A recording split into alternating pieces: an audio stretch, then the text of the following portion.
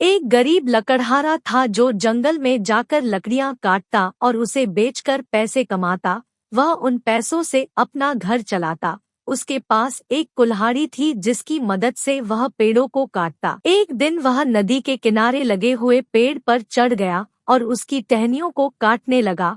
टहनियों को काटते काटते अचानक से कुल्हाड़ी उसके हाथ से फिसलकर पास के नदी में जा गिरी। उस लकड़हारे के पास मात्र एक ही कुल्हाड़ी था जो नदी में गिर गया।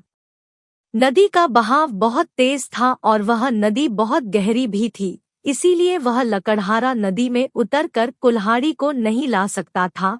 यह सोचकर वह नदी के किनारे बैठकर रोने लगा।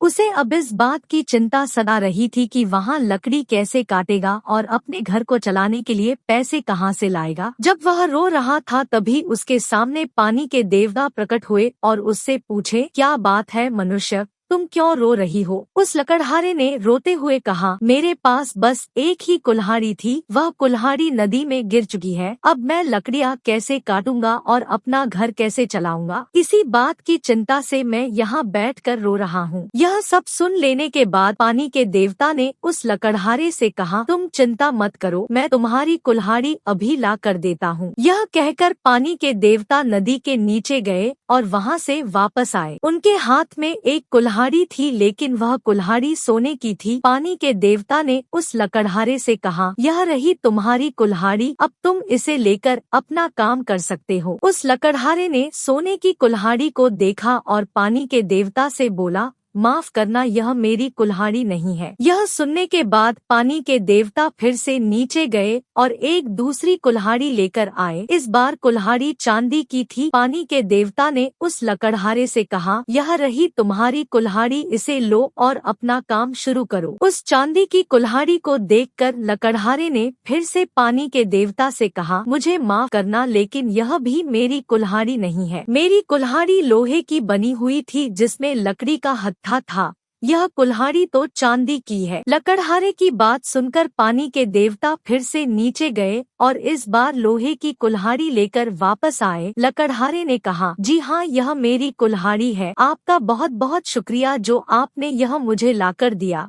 मैं आपका आभारी हूँ। वह लकड़हारा ईमानदार था। उस लकड़हारे की ईमानदारी को देखकर पानी के देवता बेहद प्रसन्न हुए और उन्होंने लकड़हारे को सोने और चांदी से बना हुआ कुल्हाड़ी दिया। पानी के देवता ने उस लकड़हारे से कहा, यह लो, मैं तुम्हें यह 2 अन्य कुल्हाड़ी उपहार में दे रहा हूँ क्योंकि तुम बहुत ही ईमानदार हो। लकड़हारे ने अपनी और अन्य 2 कुल्हाड़ियों को लिया और अपने घर वापस चला गया। रास्ते में उसने गांव के सारे लोगों को वह बात बताई जो उसके साथ जंगल में घटी थी। पास में एक लालची व्यक्ति था जो उस ईमानदार लकड़हारे की बात को सुन रहा था।